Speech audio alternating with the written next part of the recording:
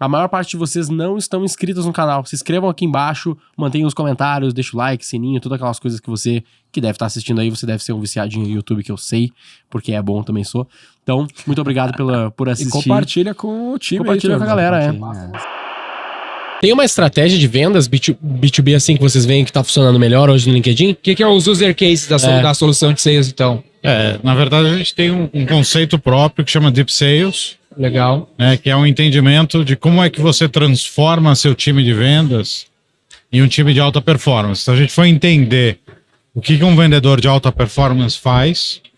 E um vendedor de alta performance, ele, em média, tem um resultado de 150% do target dele, né? Então, quais são os hábitos que eles têm?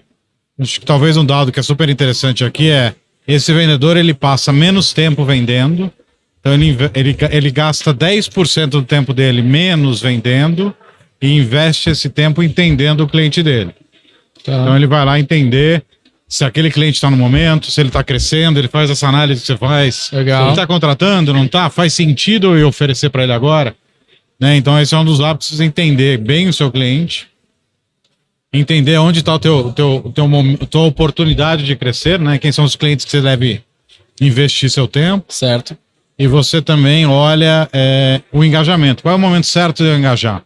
Porque você falou, se de repente eu faço uma campanha só disparando desesperadamente mensagens... Quando tu fala engajar é o quê, nesse caso? Quais são as formas que eu tenho de engajar com o cara? Você começa a entender. Imagina que hoje num processo de vendas de uma empresa, de uma grande corporação, você tem uma média de 13 pessoas envolvidas na venda, na compra. Uhum. Né? Então, eu vou ter que engajar com essas 13 pessoas. Eu tenho que entender essas 13 pessoas.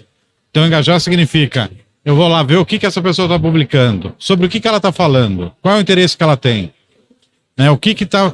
Quais são os desafios que aquela pessoa tem. Ao mesmo tempo, eu entendo dentro desse setor, qual é o desafio do setor como um todo. Então, eu começo a entender momentos onde essa pessoa está, eu começo a gerar esse engajamento, faço um comentário na plataforma, falo, pô, esse artigo que você publicou é interessante, quer falar mais sobre isso?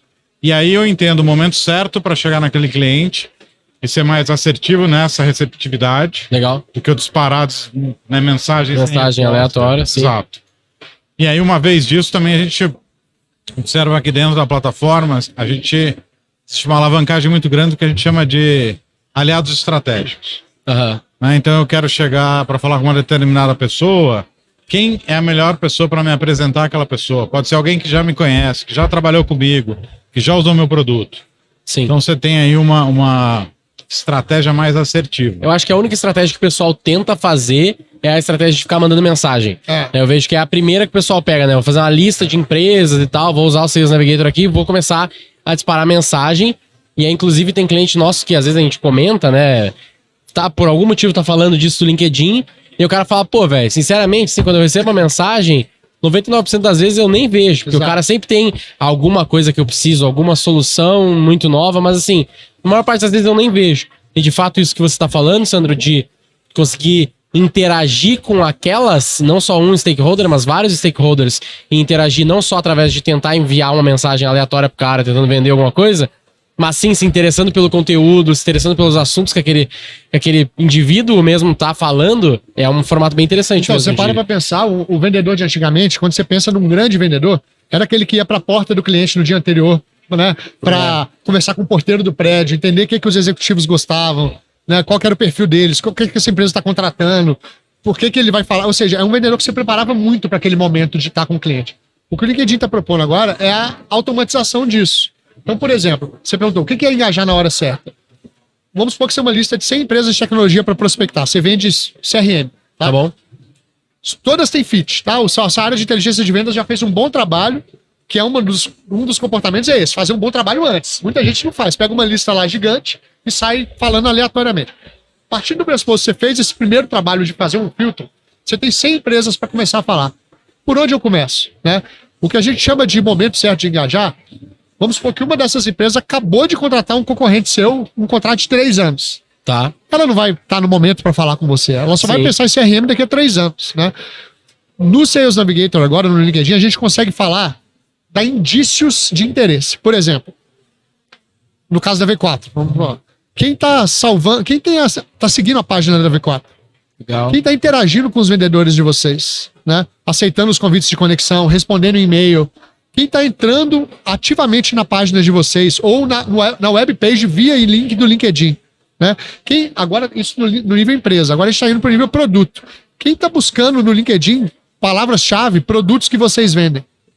E eu te entrego, ó, estas empresas têm um potencial maior de querer falar com você do que outras que não estão procurando nada disso. Sim. Né?